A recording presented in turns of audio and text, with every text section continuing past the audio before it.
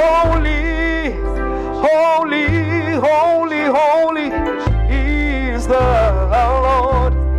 We bow with the angels, we say, holy, holy, holy, holy is the Lord. We thank you, Jesus.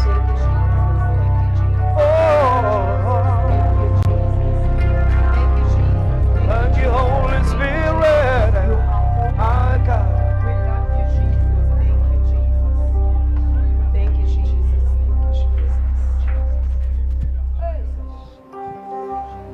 Diagubabaza, siagubabaza, siagubabaza, sithi hallelujah.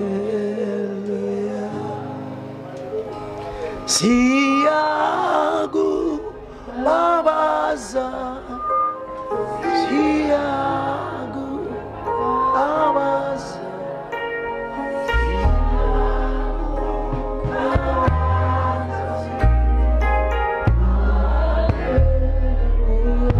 One more time. Siagubabaza,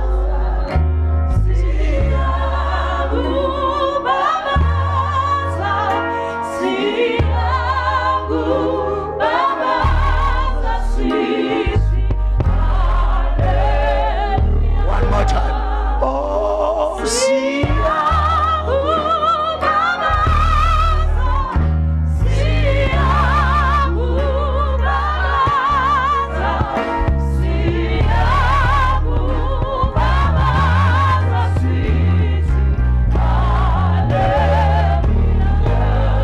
ake sishaye ihlombe sike sibonge uNkulunkulu. Baba, impela siyakubabaza namhlanje. Emina akekho njengawe, akekho ngalingana nawe, akekho uNkulunkulu wethu osindisa njengawe, akekho khulula njengawe. Siyakubabaza Baba, siyakubabaza, siyakubabaza, siyakubabaza, siyakubabaza. Sithi wena wedwa uyaphila, wena wedwa uyingcwele, wena wedwa umile kuze kube phakade, uyinkosi ephakemeyo. We give you glory, we give you praise, ngoba uNkulunkulu omkhulu nomangalisayo. Baba wethu uyingcwele, wena wedwa uyakhazimula. Baba wethu ongcwele, ngenelela ke ezimpilweni zethu, kukho konke esihlangana nakho, kukho konke. uNkulunkulu wethu ongcwele, moya ingcwele, take over in our lives, take over. This is your gathering, this is your church. Egameni likaJesu siyabonga. Moya ingcwele, akekho owafa esiphambanweni unoma wakadlala. Noma dlala ungakuphi unoma. Hallelujah. God bless you. Welcome. Bathi umgabadeli. Udlala akusi umgabadeli. Ubani udlala? Ubani? Umgabadeli. Kanti mina bengitheni? Bengisho njalo. Okungenzeka ukuthi phela kube udlala kodwa ungabo kamgabadeli. Let's open the word of God, bazalwane, and we are in the book of Revelations, chapter number 3. Sikwincwadi yesambulo chapter number 3. I believe God to finish this title, Success Through the Word of God. Khola kuba ngizosiphelelisa ke lesihloko esithi ukuhlahlamela ngokwezwi likaNkulunkulu. It's long and vast, but I want to chop it today. Eside esikhulu kodwa ngifuna ukusinqamula namhlanje. And so that when we start next week, Kuze masiqala ngelilandela isonto, we celebrate the death resurrection of Jesus Christ. Sithokozele ukufa nokuvuka kwenkosi uJesu Kristu. The book of no, let's start with Matthew chapter 14 from verse number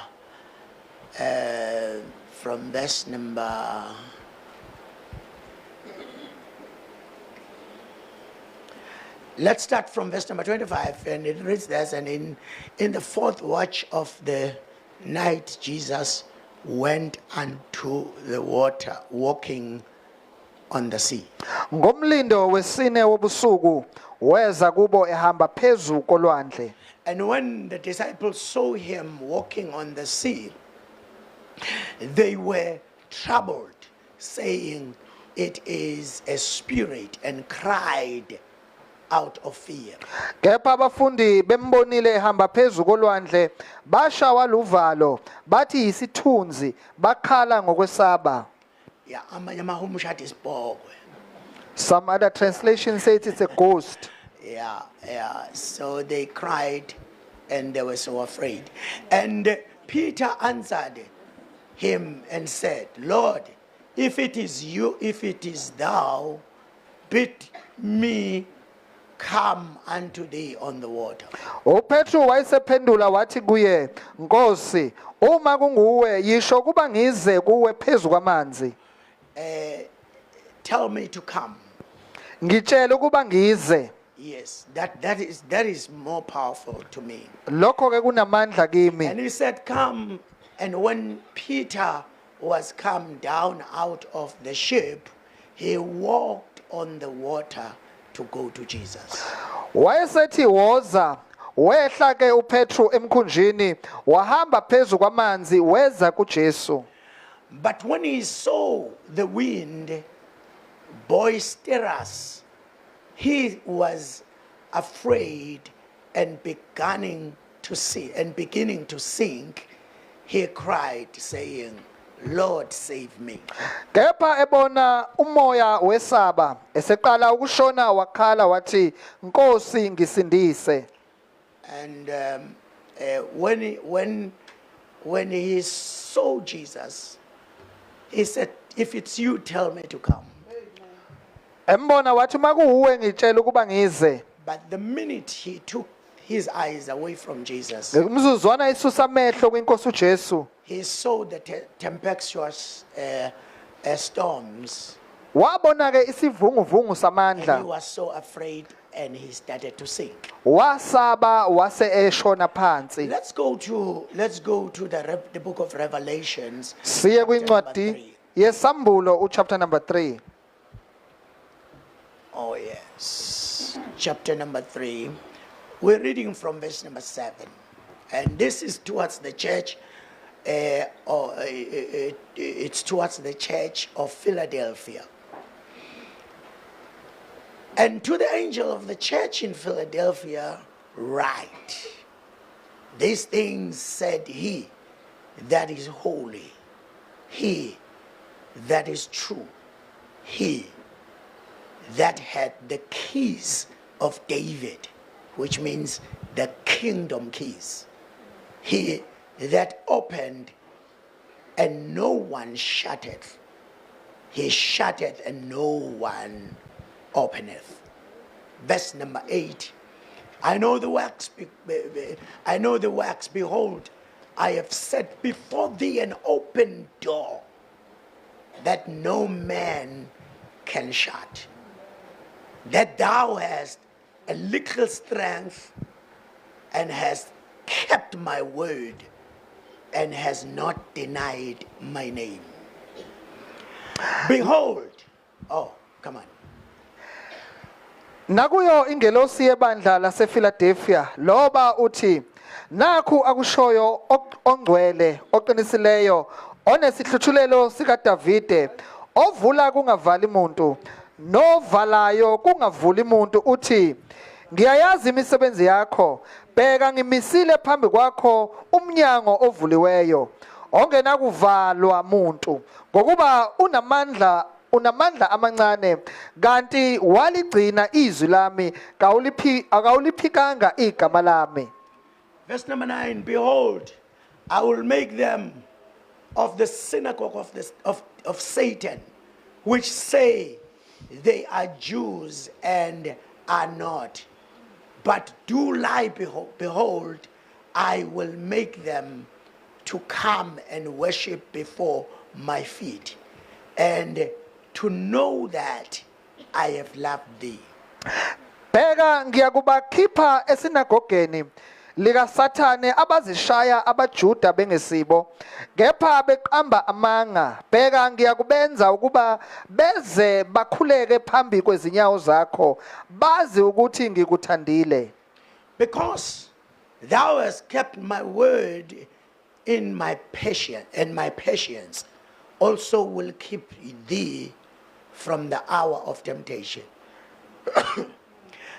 which shall come upon all the world to try them that dwell upon it. Ngokuba ulilondile izwi lokubekezela kwami nami ke ngiyakukulonda ngehora lokulingwa eliyakufika ezweni lonke lokulinga bonke abakhileyo emhlabeni. Behold, I come quickly. Behold that fast. Behold that fast which thou hast, that no man take thy crown. Ngiyeza masinyane bambisisa lokho onakho ukuze kungabibikho umuntu okwamuka umqhele wakho. Him that overcometh will I make a pillar in the temple of my God, and he shall go no more out. No more out. And I will write upon him the name of my God, and the name of the city of my God, which is the new Jerusalem, which cometh down out of heaven from the God, from my God, and I will write upon him my new name. Onqobayo ngiyakumenza abe yinsika ethempelini likaNkulunkulu wami futhi akasoze aphuma khona. Ngiyakuloba negama likaNkulunkulu wami phezu akhe negama lomuzi kaNkulunkulu wami iJerusalema elisha elehla ezulwini kuNkulunkulu wami negama lami elisha. He that hath an ear, let him hear what the Spirit said unto the churches. Onendlebe makezwe lokhu akushoyo umoya emabandleni. Mamfundisi uNdlovu ngicela uthandaze. Ela maya koshata la bosaya. Thank you, Jesus. Riba baba bokoseya maya ko libratazea. Thank you, Jesus. Woo! Ay kente librata so. Liphilile izwi lakho linamandla. Lidala ungekho kube khona lephula imsedari yaseLibanoni. Baba liphilile dala okusha ngalo wenzela ubuhle nokuphakanyiswa nokudunyiswa kwegama lakho. In Jesus' name, amen. Today, Bazalwane, I just want to talk about the manifestation of the word that keepeth. Namhlanje ngifuna ukukhuluma ngokubonakaliswa kwamandla agcinayo. So today we are reading in one of the most powerful portion of scripture in the book of Revelation. Sifunda ke isahluko esinamandla kakhulu kwincwadi yesambulo. It is very good to understand that the book of Revelation, it is of course the revelation of Jesus Christ. Kumele ke siqonde kuhle ukuqonda ukwazi ukuthi incwadi yesambulo iyisambulo sika Jesu Kristu. According to the book of Revelations chapter number 1 verse number 1. Ngokwencwadi yesambulo chapter number 1 verse number 1. It's not the revelation of John, Akusona isambulo sika Johane. it is the revelation of Jesus Christ. Kuyisambulo senkosi uJesu. And in that verse number 1, it tells us Jesus revealed it and showed it to his servant John. Liyakwambula ke ukuthi inkosi uJesu yazambula kwinceku yayo uJohane. In other words, John was the recipient. uJohane ke kwaku uyena mnikazi. And he is, in verse number 2, he tells us that who bear records of the word of God Thi lona ke ophethe ke incwadi kaNkuluNkulu and the testimony of Jesus Christ, nobufakazi benkosi uJesu Kristu and that all things that he saw. uthi nazo zonke izinto azibonayo. In other words, you need to understand that John Umele uqondeke ukuthi uJohane was given this revelation wanikwa ke lesi sambulo because he is one of the men that heaven saw him fit, ngoba ingeminye indoda amazulu abayibona ilungele because he was bearing the word of God. ngoba wayethwele izwi likaNkuluNkulu. And this thing of bearing the word of God, Lento yokuthwala izwi likaNkuluNkulu it does not mean that you go bearing the Bible in your head. alisho ukuthi uhamba uthweleke iBhayibheli In ekhanda. other words, you eat the word of God, Ngamanye amazwi uyalidla izwi you likaNkuluNkulu take it into your spirit. ulifaka emoyeni wakho. And when it's in your spirit, you do as it says. Mase lisemoyeni wakho wenza njengalokhu lisho. And those are the bearers of the word of God. Labo ke abaphathi bezwi likaNkuluNkulu. He did not only bear the word of God, he bear the testimony of Jesus Christ. Akagcinanga ngokuthwala izwi kodwa wathwala nobufakazi benkosi You will uJesu. know that, all the disciples of Jesus Christ, Bonke abafundi bakaJesu Kristu most of them, they died from the resurrection of Jesus unto 70 AD. iningi labo lafa kusukela ekuvukeni kukaJesu kuze kufike ku70 AD. And others, they died treacherously, painfully, so bad. They died bearing the testimony. Abanye babo bafa kabuhlungu kodwa bafa bethwele ubufakazi bukaJesu Kristu. They never shun away from the testimony of Jesus. Abasukanga kubufakazi benkosi uJesu. But you know, John, he lived even beyond 70 AD. uJohn yena waphila ngokuqhubeka ngale kuka70 AD. Not that he was bearing the testimony, Hayi nje ukuthi wayethwele nje ubufakazi he was bearing the word of God. futhi ethwele izwi likaNkuluNkulu. You will see in the book of John chapter number 1. Are you with me?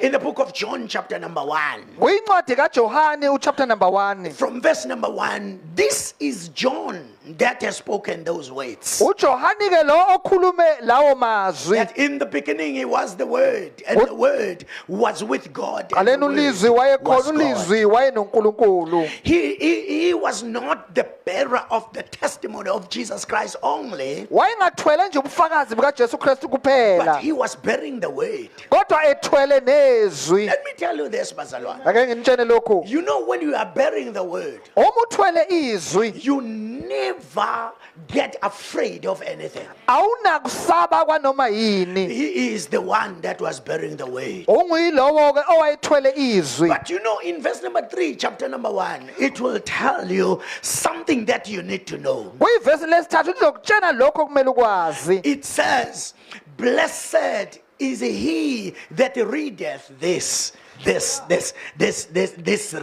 revelation. Ubusisiwe ke lo ofunda ke lesi sambulo. And secondly, they that hear the words of this prophecy. Nalaba bezwa isiprofeto salencwadi. Number 3, they that keep those things which are written therein. Nalaba bagcina lokhu okubhaliwe. You know, the people that are dealing with the word of God, they call it the threefold blessing. Bakubiza ke ngesibusiso seyingxenye ezintathu. The blessing to read, Isibusiso sokufunda, the blessing to hear, isibusiso sokuzwa, and the blessing to keep. nesibusiso sokugcina. In other words, when you read this book, Uma ke ufunda ke it's lencwadi, not an easy book. akuyona nje incwadi elula. It will tell you about the horses. It will tell you Izokutshela ke about ngamahashi. a lot of things that you don't understand. Ikutshele ngezinto eziningi ongeke uyiqonde. But even though you don't understand, when you read, you Nakuba are blessed. ungayiqondi kodwa uma uyifunda ubusisekile. But when you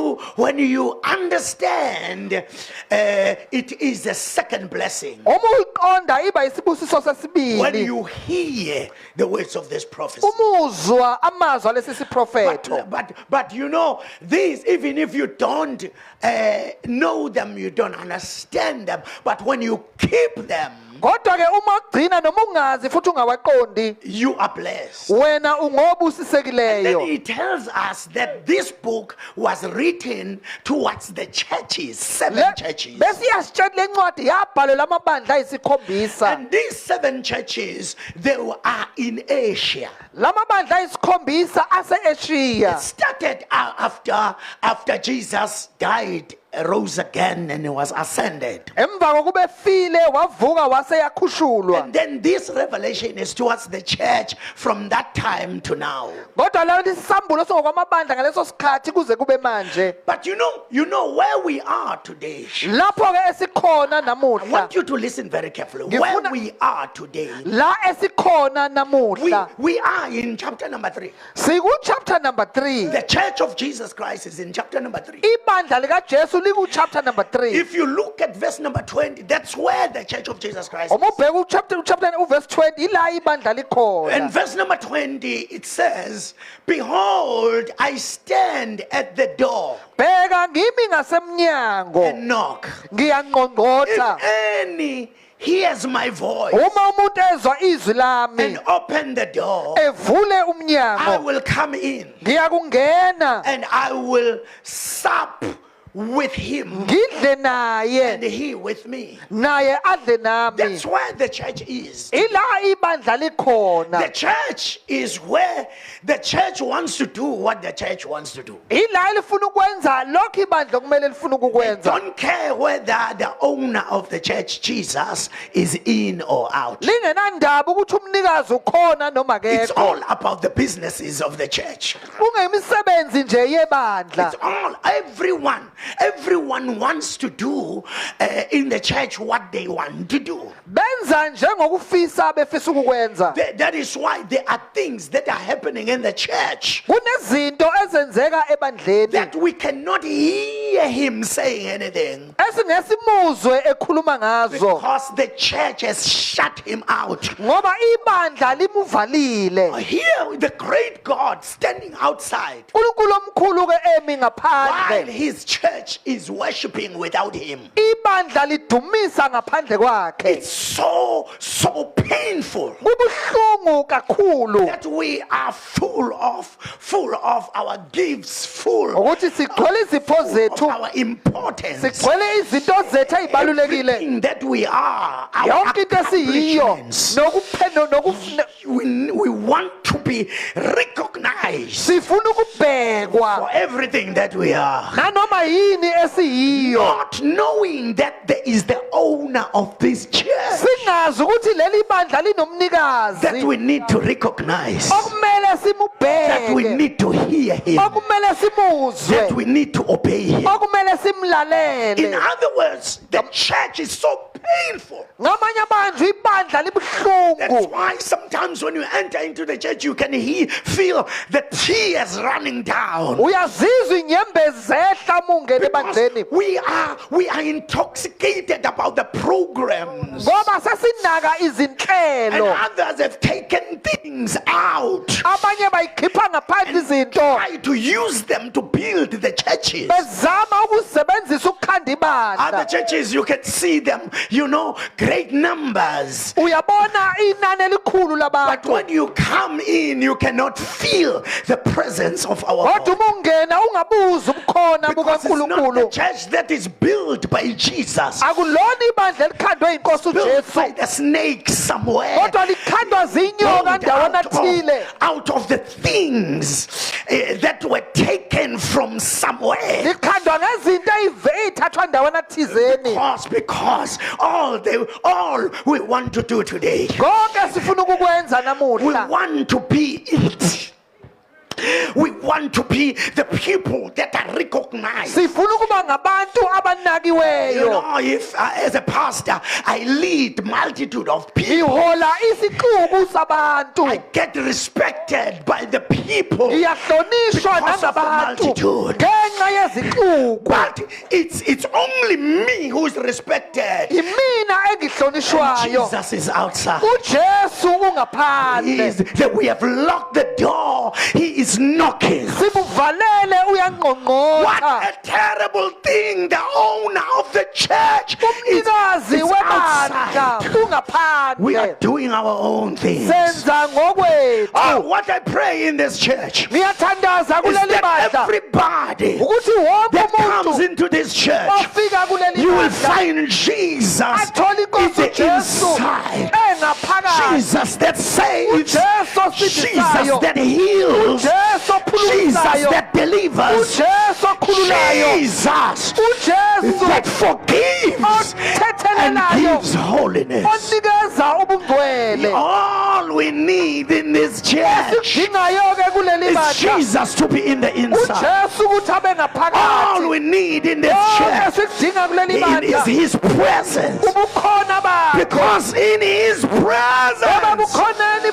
there is bakhe a fullness of joy kunokuphelela and there is kwentokozo life forevermore. kunokuphila That's kwangunaphakade where the church of Jesus Christ is. ila ibandla likaKristu likhona We are full of ourselves and what we sigcwele can do ubuthina best. nesingakwenza okungcono Let me tell you this. kodwa ke ngikutshele In lokhu these last days, kulezi all khathi I want engikudingayo is that one will have an encounter with ukuthi Jesus. lo abe nokubambana nenkosi And for uJesu that to happen, lokhu kuba we need kwenzeke him out inside. simudinga ngaphakathi Can you touch somebody and say, we need Jesus in the into thile inside? uthi simdinga We ngaphakathi need Jesus in the inside. simdinga We ngaphakathi cannot do the church business as usual. asikwazi ukwenza We njengenjwayelo need Jesus, siyamdinga the uJesu Son of the living God, indodana the bread yophilayo of life, oyisikwa the sokuphila water of the living water, the living water. amanzi We need okuphila Jesus, sidinga unkosi the one who uJesu was and is lo and is to come, wayekhona nokhona the nozayo one who's sitting on the lo throne yohlele at the right hand of the Father, kwesokhohlo the sikababa great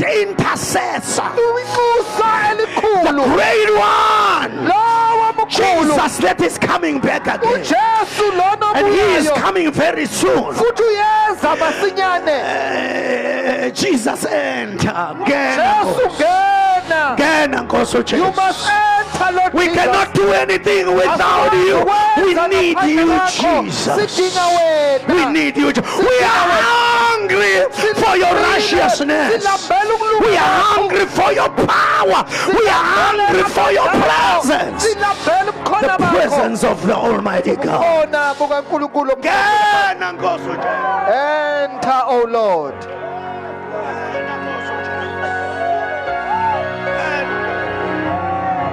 Ngena Nkosi uJesu. Let me tell you, I've come into the realization ngifikile la ngibheka khona that the gifts that are on me, isipho esiphezu kwami they are nothing if Jesus is not there. asilutho uma inkosi Jesu ingekho That's why every time I present my gift into the Holy Spirit and I say, use it according sebenzisa to your will. ngokwentando yakho Fortunately, that's why the church is. ila ibandla likhona Jesus is in the outside. uJesu yena People ungaphandle are dying abantu ke bayafa in the absence of Jesus. ekungabi bikhoni kwenkosi uJesu But you know, when we go back a little bit, uma sihlehla kancane we're talking about the church in Philadelphia. sikhuluma ngebandla The lasePhiladelphia church in Philadelphia, ibandla ke lasePhiladelphia that word Philadelphia, leli gama lithi Philadelphia it's a place. It's a place. It talks about the place. likhuluma ngendawo liyindawo But Philadelphia come from the word phileo. kodwa ilivela egameni lithi filio leli gama And the Philadelphia word phileo leli gama lithi filio means the brotherly love. lisho uthando labazalwane He's talking about the church full of love. ukhuluma ke ngebandla uthando. Are you still with me, bazalwane? He's talking about the church full of love. Ibandla eligcwele In uthando. other words, Ngamanye amazwi, what should be found in church yini okumele itholakale ebandleni? is love. Uthando. What is love? Yini uthando? You know, in the book, in the book of Corinthians, chapter number 13. Uyincwadi yabaseKorinte chapter number 13. Are you with me, Bazalwan? In the book, is it Romans or Corinthians chapter number 13? Uyincwadi yabaseKorinte chapter number 13. It talks about the love. Likhuluma ke ngothando. First Corinthians 13. WabaseKorinte bokuqala chapter number 13. Yes, from verse number 1. Verse number 1. Read from there. Noma ngikhuluma ngezilimi zabantu nezezingelosi kepha ngingenalo uthando ngiyithusi elincencezayo nensimbi encencethayo. You hear that? The gifts Izipho are nothing azinamsebenzi when there is no love. uma uthando lungekho. Oh, yeah. He says now the church, Uthi ke njengamanje to the ibandla church in Philadelphia, ebandleni the elisePhiladelphia, church full of love, ibandla ligcwele though uthando, they walk in power, nakuba behamba though they emandleni, walk in gifts, nakuba lihamba but kwizipho, this church, kodwa leli bandla babamba imfihlakalo they have a revelation yokuthi ibandla kufanele ligcwale uthando. that the church should have love. Though I speak in tongues, Nakuba ngikhuluma ngezilimi though zabantu, I prophesy, nakuba though I ngiprofeta, do everything, ngenza yonke if I imisebenzi, don't have love, kodwa uma ngingenalo I'm uthando just nothing. angiyinto Are you yalutho. still with me, Bazalwan? In other words, Ngamanye amazwi, nobody in church akekho umuntu ebandleni has been, you know, to be lifted because of the gift. okumele aphakanyiswe ngenxa yesipho, Everyone has to be lifted because of love. kodwa abantu kumele baphakanyiswe ngenxa A yothando. person sitting next to you Ohleli eduze kwakho must feel your love. akaluzwe uthando Are you lwakho. still with me, Bazalwan? So love Uthando must be full in the church. kumele lugcwale Listen ebandleni. to verse number 2. Ulaleleke ivesi lesibili. Noma nginokuprofetha ngiqonda izimfihlakalo zonke nokwazi konke, noma nginokukholwa konke kangangokuba ngingagudluza izintaba, kepha ngingenalo uthando angiyinto yalutho. So now, the basis of the church, Isisekelo ke the sebandla, church should sit on love. ibandla kumele lihlale phezu They kothando. that prophesy, Kulabo abaprofethayo, prophesy in love. abaprofethe Those othandweni, that are doing all of these things, abenza yonke le they misebenzi must do it in love. abayenze othandweni. Because bazalwane noma singavusa abafileyo, We may raise the dead, kodwa uma uthando lungekho, but when there is no love, iBhayibheli lithi siyinebele ndini. the Bible says we are just nothing. In other words, Ngamanye amazwi, we must not be what is happening in the church. asingabi okwenzeka ebandleni, We must be a church. asibe yibandla. Please, don't be what is happening. Ungabi okwenzakalayo, Be what the church is. yiba yilokho ibandla We eliyikho. thank God for the gifts. Makabongwe uNkulunkulu Thank ngesipho, God for those that are speaking in tongues. makabongwe ngalabo abakhuluma ilimi, Thank God for the prophets. makabongwe ngabaprofeti, Thank God for evangelists, makabongwe teachers, ngabavangeli, and all othisha, other people. nabo bonke But abanye. we must be a church at all. Kodwa kumele siyibandla ekugcineni, Because the church ngoba ke is the ibandla body of Jesus Christ. liwumzimba kaKristu So Jesu. now we must keep the position of being the body. Kumele sigcine indawo yokuba umzimba. Yes, lento yesipho. I know this thing of a gift. Ikwenze sengathi umkhulu It kunabanye. can make you to think you are bigger than the others. Ma gifted ukuzizwa sengazathi uthi wena ungcono You kunawo wonke feel as if you are umuntu. better than others. Kanti awazi naleso sipho. Even that gift that you have, Sincike kulo yamthandazo it's wesalukazi osibukela depending on phansi. that prayer of that granny that you Uma look lesi down upon. salukazi singayeka When that ukukuthandazela. granny can stop praying for you Nalesi simo lesi sipho sakho with your sinema. kuma. gift can able to stop.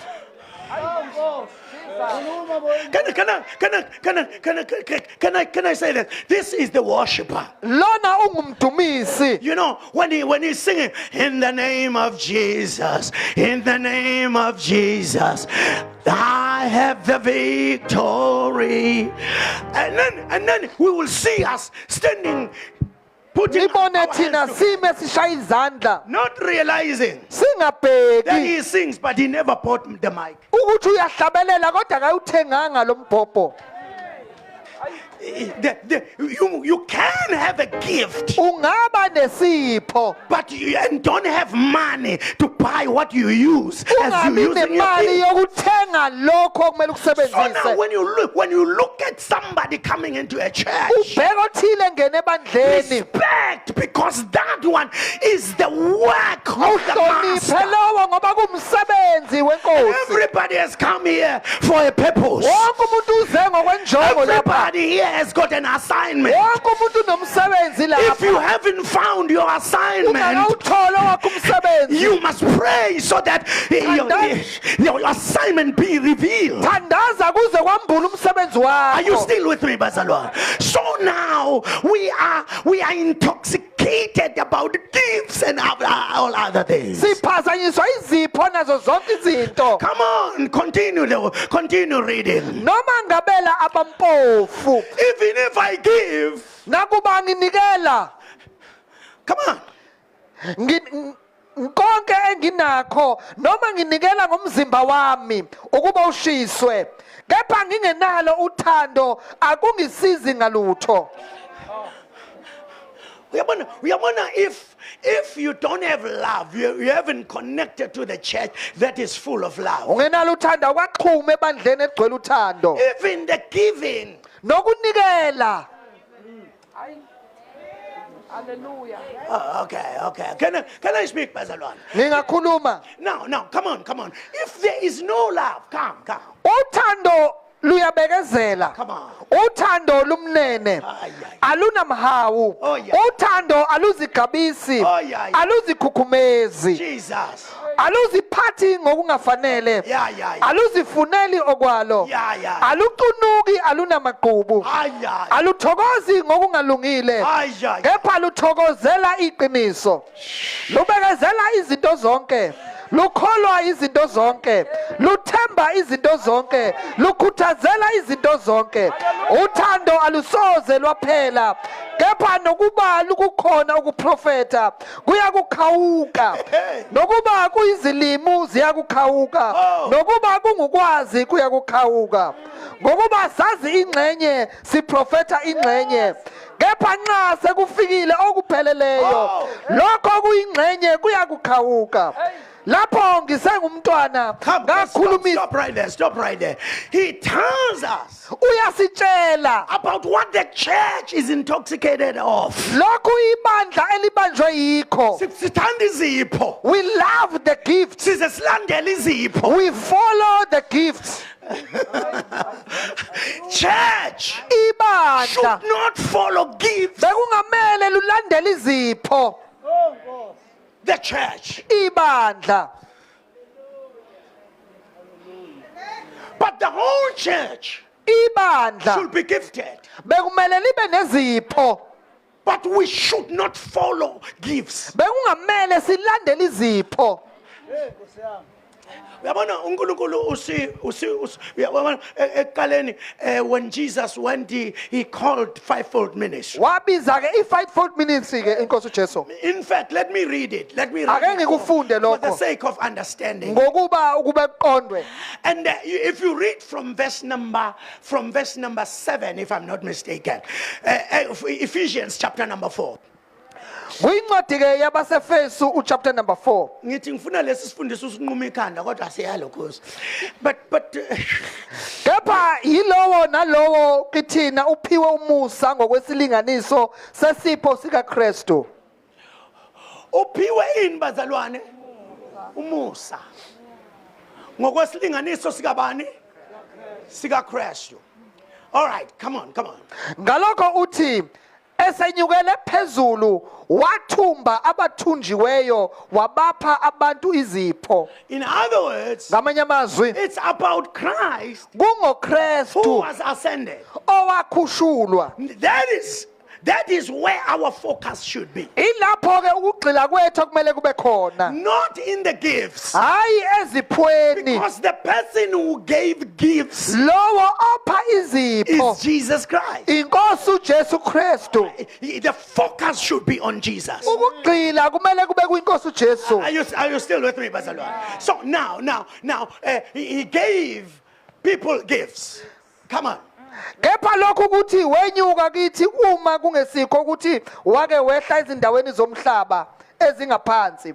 Ohlonyelayo nguye owenyukela futhi nguyena futhi owanika abanye ukuba babe ngabapostoli. Yes. Abanye abaprofeti. Yes. Abanye abavangeli. Yes. Abanye abelusi nabafundisi. Yes. Ukuze abangcwele bapheleliswe emsebenzini wokukhonza kwakhiwe umzimba kaKristu. No.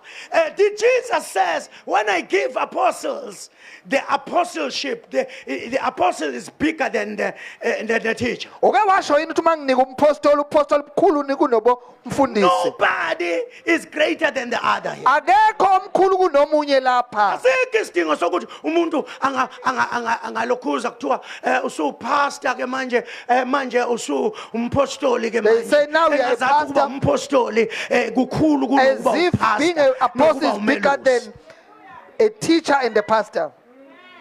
Okay. Oh, that's mnandi lezi indaba.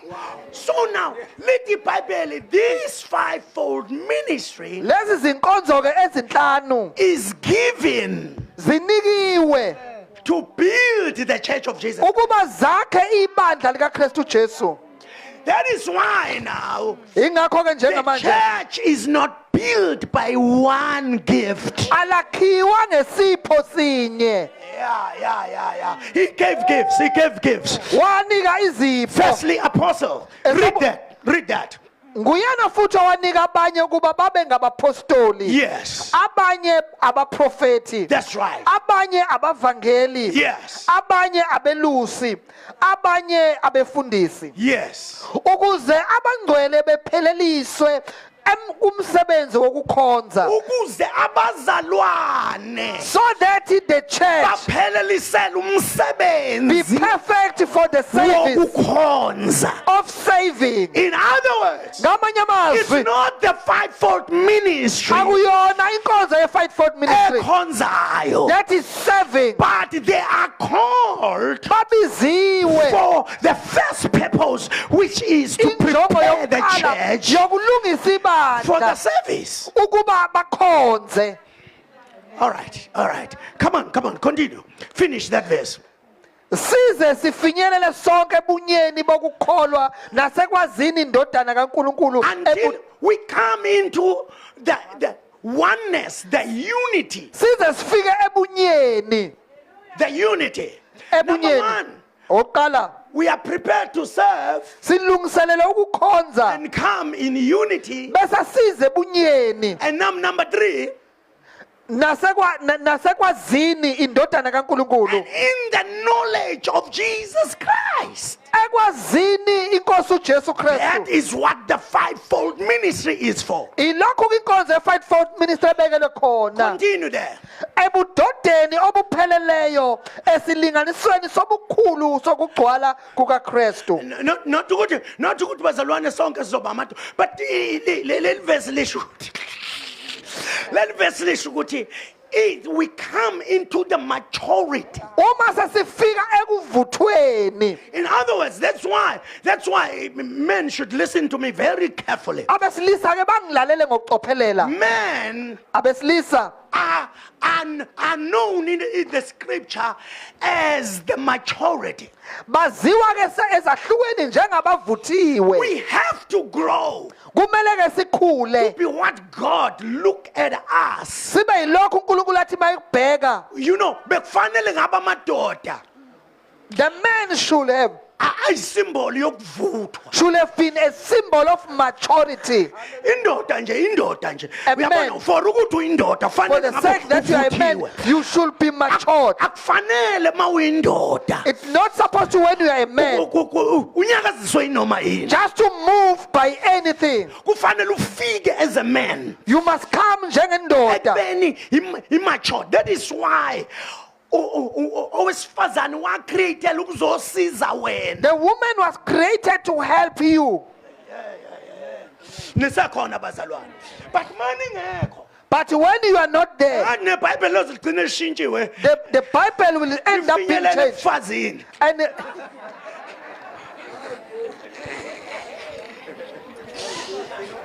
Yes sir. Yes sir. Yes sir. Kufanele sifinyelele kwi-maturity. kumele sifike la sivuthwa khona. Men should be mature. Amadoda kumele You avuthwe. have to be the priest and the pastor of your house. Kumele kube yinhloko yekhaya lakwakho. You don't have to be called to prayer. Akumele ubizelwe You emthandazweni. are the one that should call people to Wena prayer. kumele ubabize As a emthandazweni man. njengendoda. Kodwa khona amadoda namhlanje. Are we having some men Aphakamise today? izandla. Let me see their hands. Ningabapriest You are the priest. nimele uNkulunkulu kula You are makhaya. standing for God in your home. All right. So the church must come into the whole maturity. Kumele lifike ke ekuvuthweni okupheleleyo. The fivefold ministry. Kwinkonzo ke fivefold ministry. Sanicikekile senikhathe? Can I take 15 minutes now? Amen. So now continue. Ukuze singabe sisaba izingane, Hayi. sishukunyiswa okwamaza, sipheshulwa imimoya yonke yezifundiso zenkohliso, yabantu bobuqili abanamacebo adukisayo. Amaqili ke maningi la ngaphandle namhlanje. Uyazi ukuthi iqili ulibona ngani? Okay. Iqili alinandaba nabantwana bakaNkulunkulu. It doesn't care about the children of God. Linendaba nempilo yalo.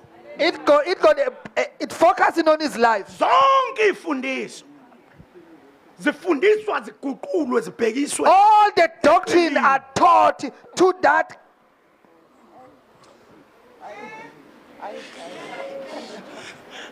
Number one, iqili.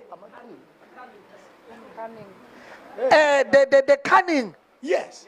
Iqili. the cunning man.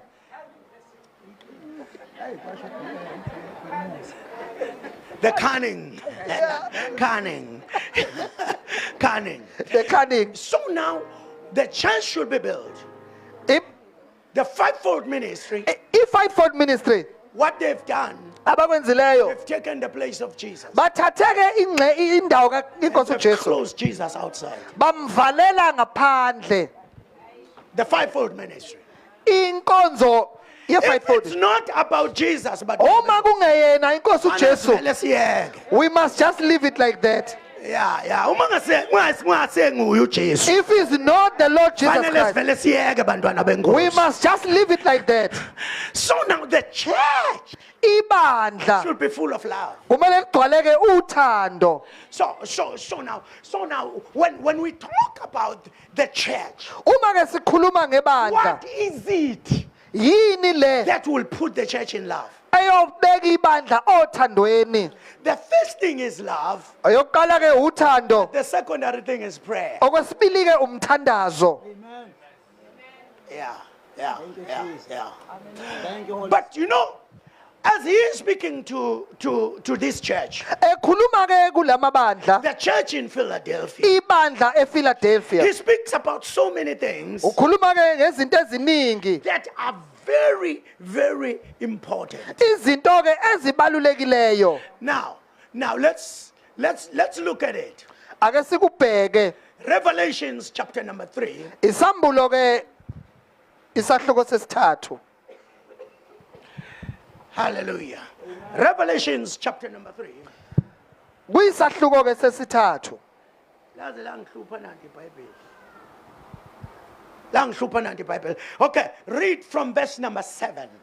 nakuyo ingelosi yebandla lasePhiladelphia That's right. loba ukuthi nakhu akushoyo ongcwele oqinisileyo onesihluthulelo sika Davide ovula kungavali umuntu novala kungavuli umuntu Number uthi one, you must understand the keys of David. umele uqonde izihluthulelo zika Davide Because the word keys of David, ngoba lelizwe lithi ihluthulelo zika Davide it talks about the principles of the word. ikhuluma ke ngezimiso zezwi Okay.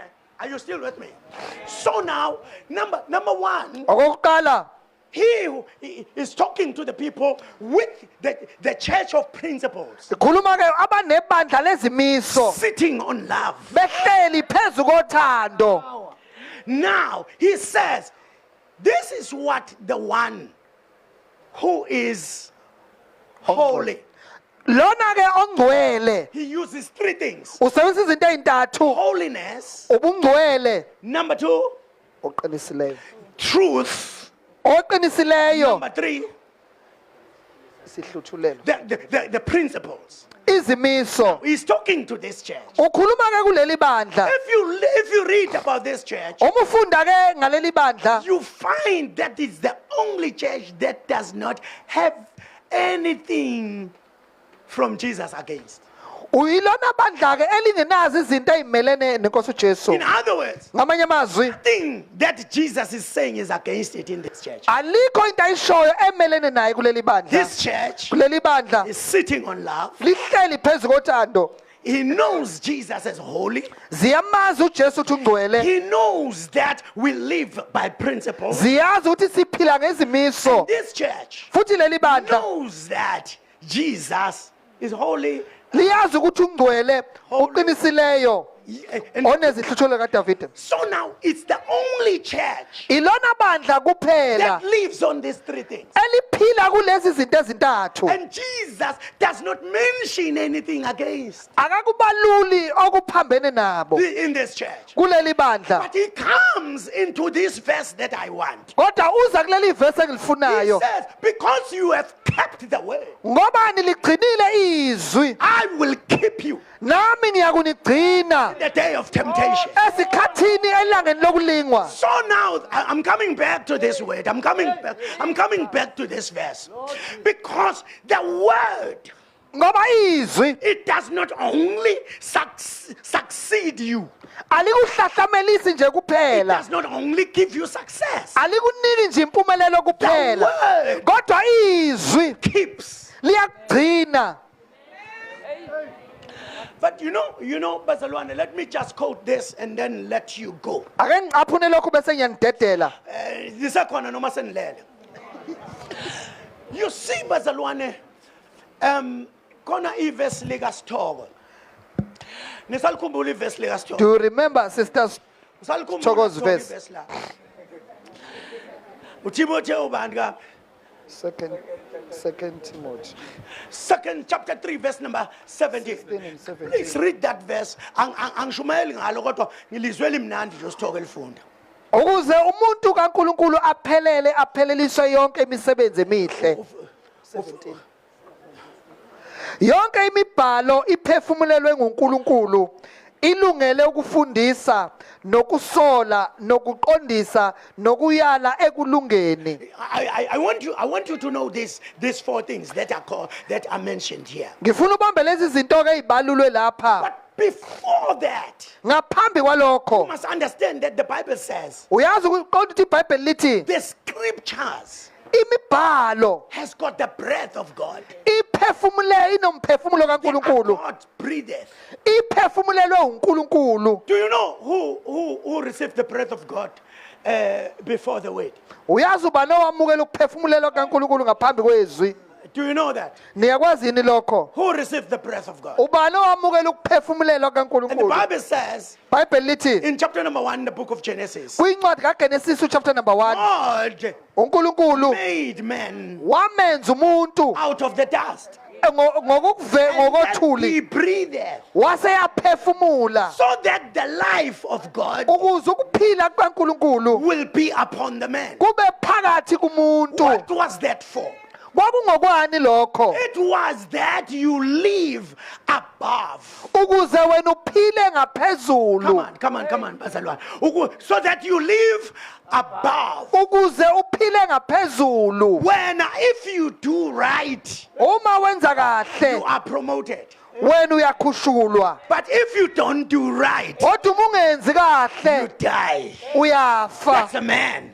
umuntu ke lowo Amen. umuntu ke lowo You see, but the ilwane izinja the ayiki animal and the dogs kwakwathiwa hayi ngoba nakho uyenze kahle isiyongena ezulwini. for the dog has performed Akonje ezulwini. there is no dog going to heaven Okay. Angazi noma yikho ngingayifuni kanje.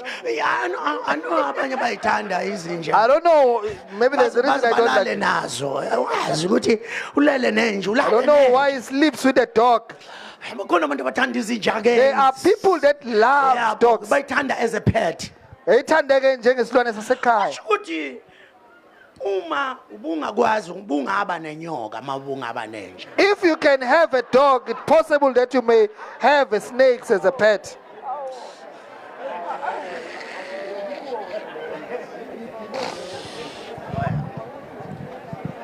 Washo njalo umunye bembhalile la bethe unenyoka what it's my pet. wathi ke lowo ke hayi isilwane nje sami lesi Ngiyayikhulisela le pet. Kuthi ukuthi ungaba nanemfene as a pet. you may own a baboon if you have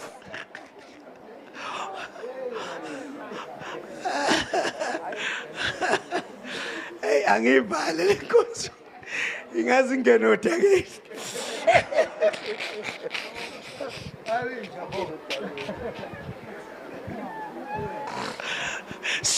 So when he breathed uma ephefumula on us, ephefumulela he kithi wanted us to have what he has, wayefuna sibe nalokhu naye to nakho be in the level where he is. sibe sezingeni yena akulo And then the old scriptures, isahluko esidala all scriptures imibhalo yonke are breathed by God. iphefumulelwe uNkulunkulu So that if you have sinned, uma wonile they will take you back zikwazi to ukukubuyisela what you were created for. kulokho wawudalelwe khona Only the word izwi nje can kuphela bring you back. elingakubuyisela Uyabona ungazama uzama. you may try and try But let me tell you, ake ngisho lokhu imizamo iyahluleka. you're trying are failing Kodwa izwi but the word alehluleki. never fails Liyakwazi ukubuyisela umuntu it's endaweni able yakhe. to restore a man to his The position. word of God. izwi likaNkulunkulu Hallelujah. Let me close like this. ake ngivale kanje It has these four things. inalezi zinto ezine Number one, okokuqala it's eligible to teach. lilungele ukufundisa Come on, read that.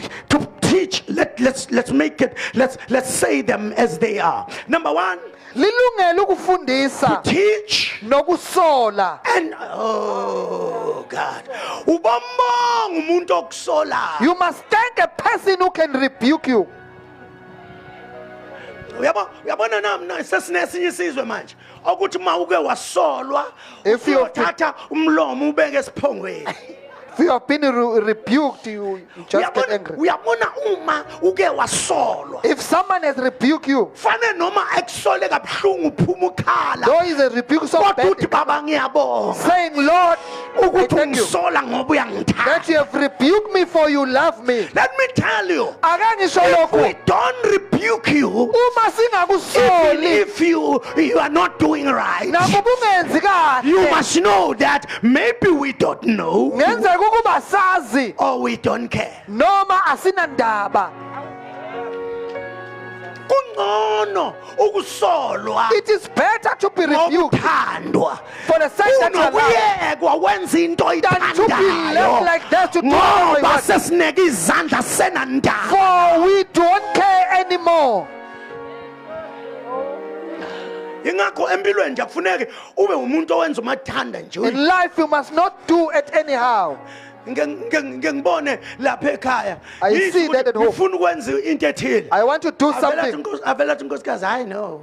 And our mother will say, no, Ungazenzela kodwa you ke can do it by yourself. ngivele ngiyeke. I just leave, Vele ngiyeke. I just leave it like that. Ngoba mangingayekanga. For if I don't Kwesinye isikhathi ngiyekanga ngizwe ukuthi uyabona lo challenge ubudoda bami. I leave that she's challenging my manhood. Kodwa ngiyeke But I ngibone futhi lento ekade isho See what she was ukuthi talking about. bizokwenzeka. It was going to happen. Kodwa uma ungasolo If you are not rebuked, ukhanda limtshelo kwakhe angazi uzothini esingisi.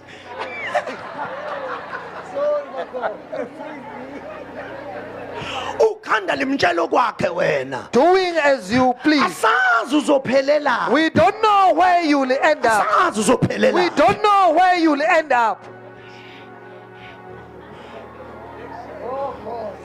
Ukhanda limtshelo kwakhe iblack sheep.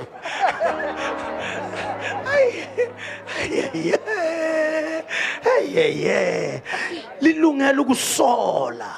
Nokuqondisa, Come on. nokuyala ekulungeni, Hey, to give advice nokuyala in all righteousness. So ekulungeni. the word of God Izwi likaNkulunkulu does not only exhort, aligcini ngokuphakamisa, but it rebukes too. kodwa liyasola futhi. Vuma ukusolwa. Allow to be rebuked. That's the word of God. Izwi likaNkulunkulu. Lithandwa usithoko ke lelo. Sister Tall loved it so much. But you know, in the book of Matthew, Kwincwadi kaMateyu, chapter number 4, I'm closing. chapter number 4 wakhona. Chapter number 4, Chapter number 4. verse number 25 up to verse number 29. The Bible says, iBhayibheli lithi, I'm closing. sengiyavala.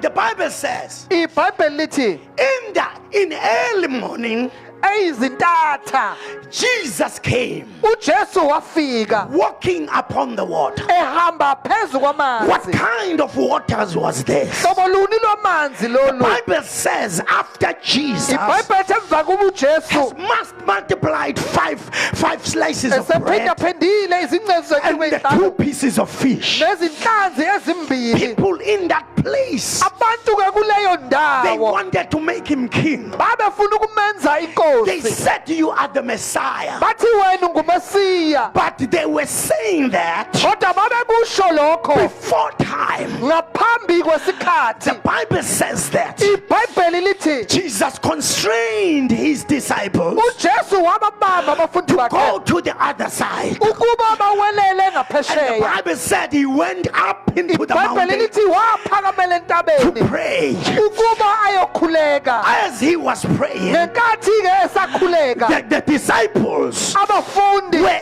in the middle of the sea, babephakathi nolwandle trying to pull to the other side. bezama ukudwebela And the ngaphesheya. Bible says, iBhayibheli bese and lithi the tempestuous storm isivunguvungu esinamandla rose against them. sabavukela samelana nabo. It was so difficult, Kwakunzima and they were unable to pull to the other side. bangakwazi ukugwedlela It ngaphesheya. was so difficult Kwakunzima that they tried to pull ukuthi bazabalaza ukudonsa until the sun went down. kwaze ilanga They liyashona. tried until in the middle of the night. Bazama kwaze kwaba zinjulu They zobusuku. tried and tried. Bazama The bazama. Bible says the storm was in contrary Lithi iBhayibheli isivunguvungu sasiphambana nabo. against them. Simelene The nabo. storm was saying, Isivunguvungu Jesus sasithi wants you on the other side, uJesu nifuna but I ngaphesheya. want to keep you where you Kodwa are. mina ngifuna ukunigcina la And nikhona. that is the work and the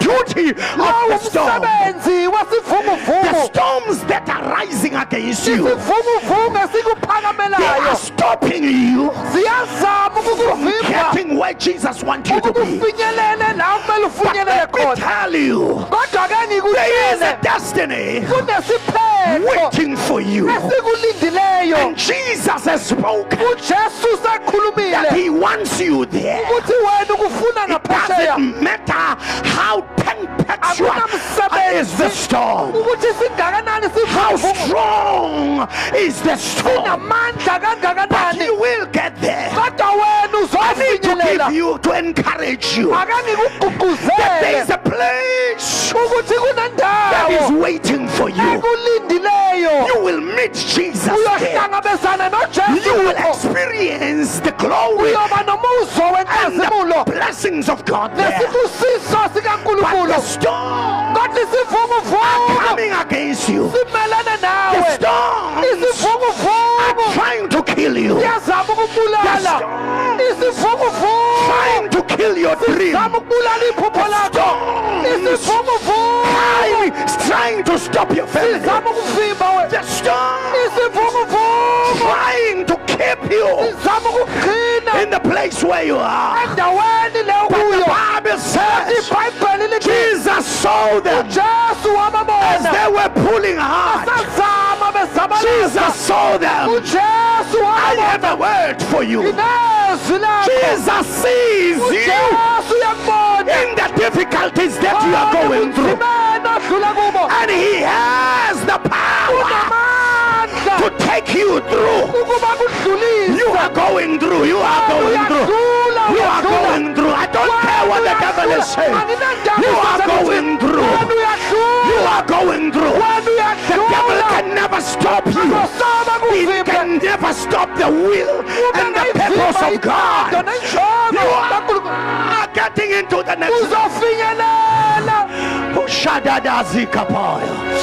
We are getting there. The sizofinyelela storms, isivunguvungu they are coming. That ziyeza is why there are so many things ingakho ziningi that have izinto tried to stop you, zizama make ukukuvimba you feel pain, zikuzwisa make you ubuhlungu to stop zikwenza and ukubone say, I cannot go forward. futhi angisakwazi But let me ukuyaphambili tell you, kodwa ke in ngikutshele spite of any kind of storm, nanoma hlobo luni lwezivunguvungu Jesus can ujesu take you to the next level. akuwelisa kwelinye And the izinga Bible says, ibhayibheli bese lithi as he saw them, he ebabona never only saw them, akagcinanga he ngokubabona came to them, waya kubo coming walking eza ehamba upon the storm ehamba phezu that was stopping them. ebesibavimba But bona Jesus is ujesu walking upon uhamba phezu something that is trying to stop kwezinto me. ezama ukukuvimba And Jesus ujesu saw, and wabona Jesus ujesu came. wafika But when he was coming, enkathi eza the disciples abafundi opened up their eyes. bavula amehlo They abo saw, come on, let us close. They saw babona something walking into ehamba upon the phezu water. kwamanzi And then they said, basebeqala bethi look at the ghost. bheka nasi The isibhodi ghost is coming upon us. isibhodi siza kithi Not only the storm, hayi nje sivunguvungu not only the violence, tempestuous hayi storms, sivunguvungu esinolaka but here comes the ghost now. kodwa nasi isibhodi We are damned. We are finished. phelile kuphelile Nothing can happen. ayikho The devil has finished us. sathana And usiqedile Jesus started to speak ujesu waqala in the middle of their fear. ekusabeni And then he kwabo said, waqala be of wathi, good cheer. yimani It sibili is me, yimi the King of Kings, inkosi the yamakhosi Lord of Lords, inkosi the great yamakhosi Jehovah, ujehova the one that broke every chain, wavula wonke the one that opened every door, wavula yonke the one that is above everything, ngaphezu is coming walking on what is troubling you. abehlupha wena It's time this morning isikhathi that Jesus will trouble what troubles us. ahlupha lokho He kusihluphayo is about to trouble uzohlupha what troubles us. lokho kuhlupha thina Take all your trouble thatha konke to Him in prayer. ukulethe kuye Take all your pain thatha konke to Him in prayer. ukulethe kuye Take all your frustrations ukuphazama to Him in prayer. ukulethe kuye Take all your failures to Him in prayer. ukulethe kuye I know He is walking Yesu uyahamba upon what is troubling us. phezu kwalokho He has kusihluphayo got the power. unamandla Oh, yeah, Kapa.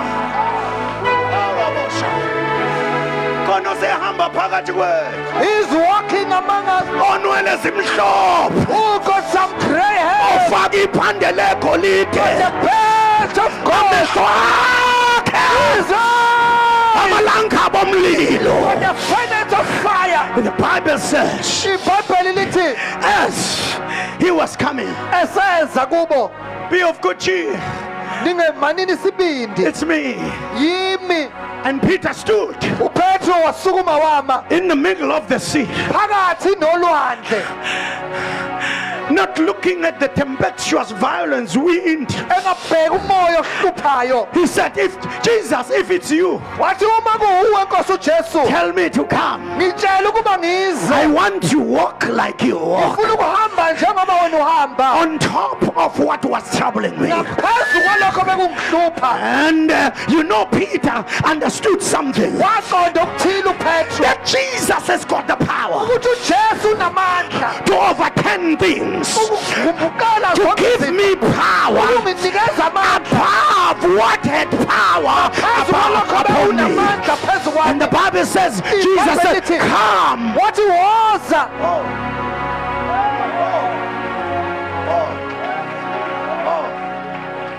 Now, it takes me Kungithatha into this two types of the word. kungilethe kulozi inhlobo Stand ezimbili. like that, if you will. Let's pray. Ungama kanjalo uma uthandaze. There is what we call Ilokho esikubiza ngokuthi logos, i-logos, the written word of God.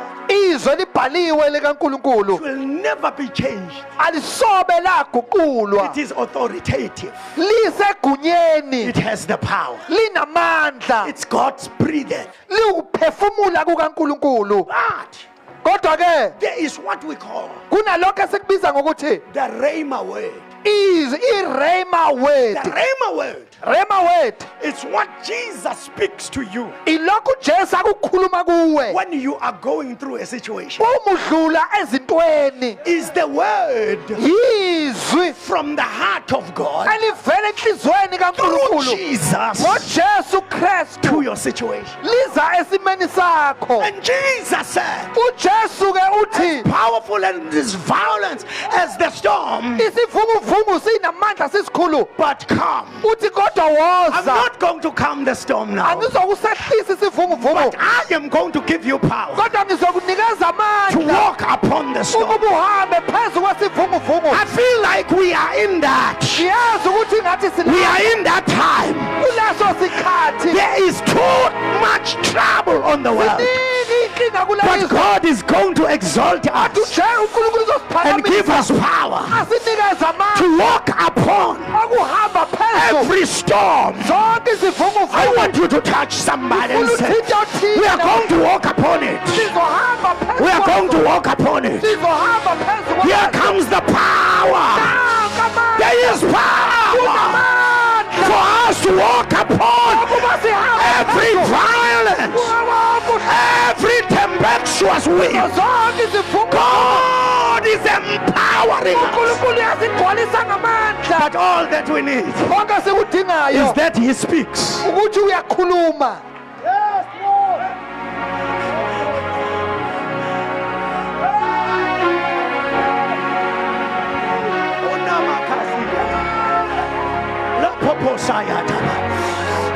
Let me tell you this. Ake ngikutshene lokhu, The Rhema iRhema without the Logos ngaphandle kwelogos is nothing. akunalutho. That is why, Ingakho ke as you are waiting for the Rhema, ulindele iRhema you must stand upon the Logos. kumele ume phezu kwelogos. What changes? Yini eshintshayo What makes noma God to yini speak into eyenzayo your situation? ukuba kukhulunywe esimeni sakho? Number one, Okokuqala, it's not faith. akukhona ukukholwa, It's to believe what He says. ukukholwa ilokho akushoyo. If Uma He never said anything, engakaze asho lutho, don't do it. ungakwenzi, Don't do it. ungakwenzi, Don't do it. ungakwenzi. The Bible says, iBhayibheli lithi He said, wathi if it's you, uma kuuwe if it's you, uma kuuwe say, come. yisho ukuba ngize I don't want to come angifuni ukuza without you saying a word. ngaphandle kokusho kwezwi lakho. And Jesus said, uJesu wathi come. woza. When Jesus said, come, Ngenkathi ethi woza the guy jumped out, yagxuma lensizwa never realized or recognized the storm. enganaki nasivunguvungu. He walked because Jesus said, come. Wahamba ngoba inkosi ithe woza.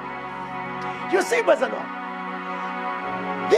this water Lamanzi was the usual water. kwakungamanzi nje ajwayelekile. Then anybody, when that person tries to walk on it, Uma umuntu ke noma ubani ezama ukuhamba phezu kwalowo manzi, person will sink. umuntu ke wayezocwila. But because Jesus said, come, Kodwa ngoba inkosi ithe woza, the word sink, izwi lacwila. no, the word sink Igama elithi ukucwila stopped working. lama ukusebenza. And that is the miracle. Lowo ke ummangaliso. Because Jesus Ngoba ke inkosi uJesu going to say a word uzokhuluma izwi that will compel any other things elizobe seliyala zonke izinto to stop working. ukuba zime ukusebenza. Because when the word works, Ilapho ke izwi lisebenza, all other things zonke ezinye izinto stops working. ziyama ukusebenza.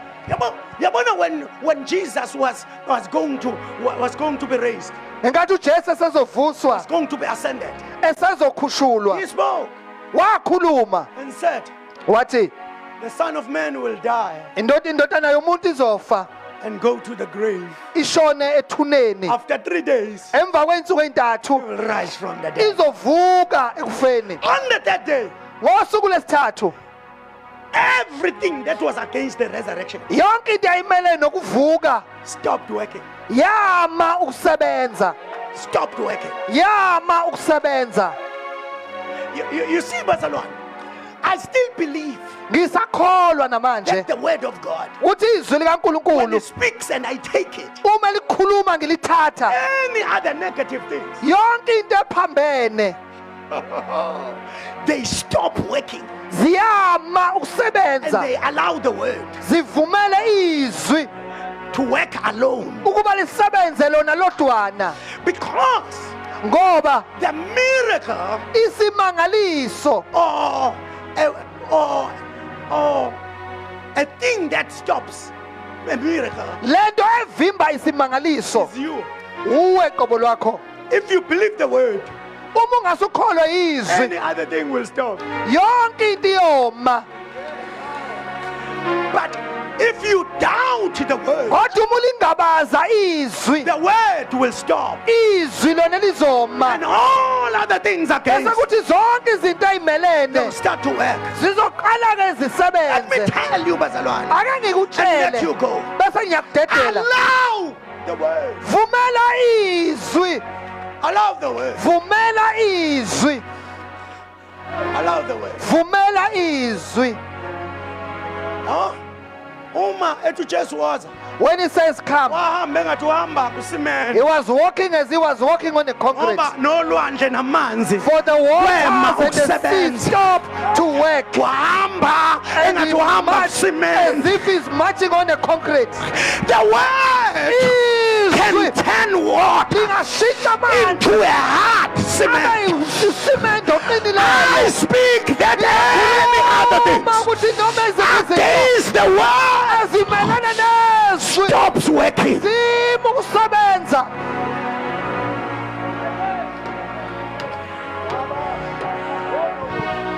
For you have kept my word, Uligcinile izwi I will keep you.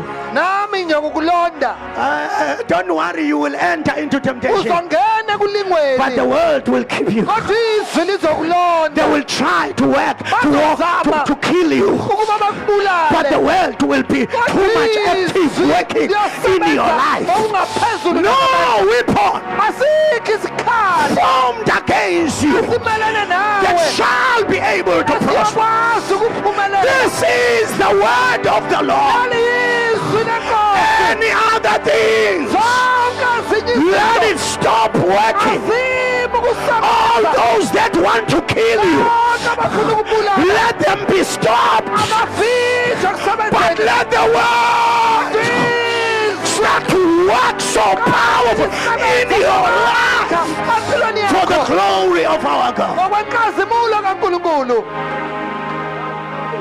Let us all share. asimeni sonke ngeenyawo Anything yonke into that was said by the devil, eyayikhulunywe eyayibekwe usathane today I silence it. namhlanje ngiyayithulisa I silence it. ngiyayithulisa I silence it. And ngiyayithulisa I have faith. nginokukholwa I silence sicknesses. I silence bad lucks. I silence.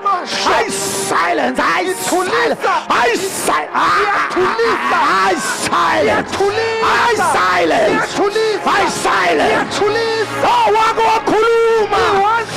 uNkulunkulu ekhuluma ngAbraham. Begin to Abraham. Wathi ngalesi sikhathi He said that this ngonyaka ozayo next year kuzoba ukhona you will ingane. be having a child. Kwami ubudala. And his Mama. age is in stone. Kwami age. Iminyaka yobudala yama. When he speaks, Uma ekhuluma any other things nanoma yini enye stops. iyama. Any other things Noma yini enye stops. iyama.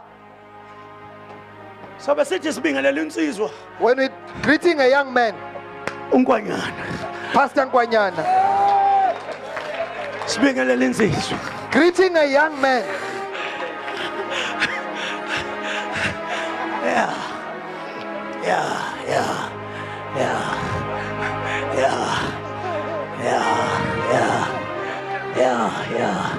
Ungabe uzibuke ngathi usumdala, zibuke Don't look as if we are an old Uhambe, man. uzohambe uyabona uyi-trendsetter wena. You are a trendsetter.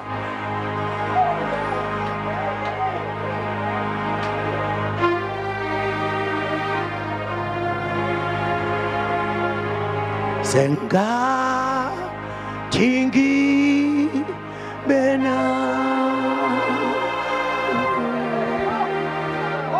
mihle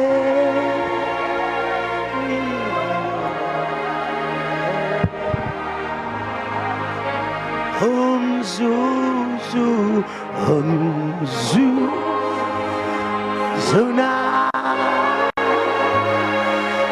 nje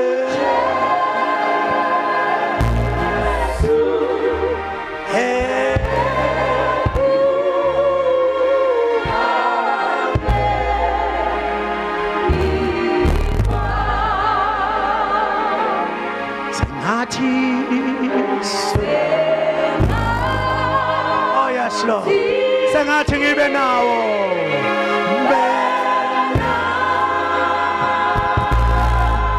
emihleni yonke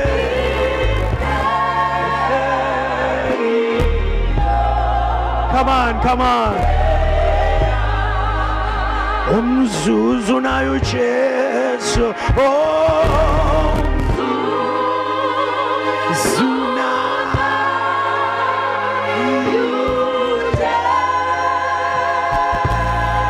ekuhambeni kwami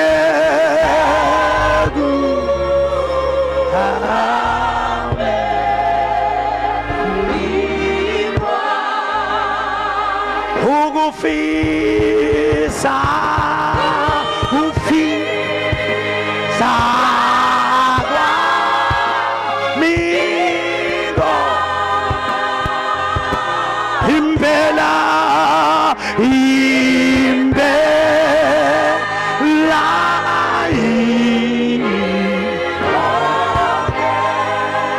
uze kube phakade uze amangcwele phakade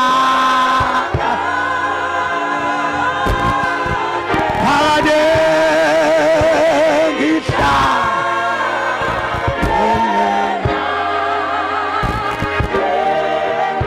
for the last time ukufisa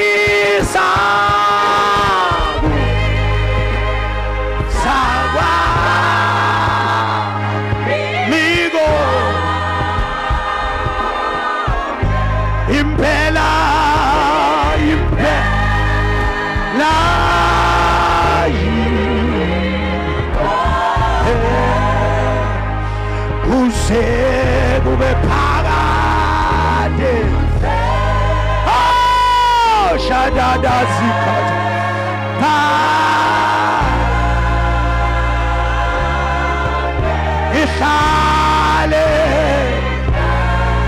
ihlale naye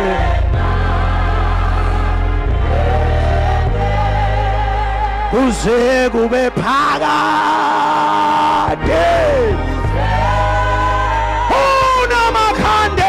Zikapaya Haga Haga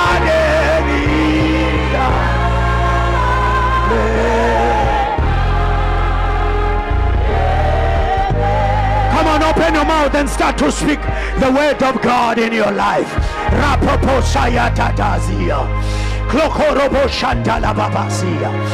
Thank you, Lord Jesus, that I am the child of the Most High God. Thank you, Jesus, that I am above and not beneath. Thank you for the miracles, and thank you for your word. Everything that is against your word in my life is silence. It stops working. Nothing shall be impossible to us when we believe. In the mighty name of Jesus, we give you glory, we give you praise. Father, thank you for your presence in us. And we know that in your presence there is a fullness of joy. We know that when you are here, there is no fear. We don't afraid. In the mighty name of Jesus. Thank you. Thank you, Jesus. Thank you, Jesus. Thank you, Jesus. Thank you, Jesus. I am healed by the stripes of Jesus. Fantelebozikatabaya. Kloko. Shantalabababazia. Ekamaliga Jesus. You said in your word, oh Father, everywhere where I put my foot on it, every place like that, it belongs to me. In the mighty name of Jesus, you're all mine. And everything stops. Thank you that I'm a head and not the tail. Thank you, Father, that you said you will not allow anybody to stand, to be able to stand before me. Father, we thank you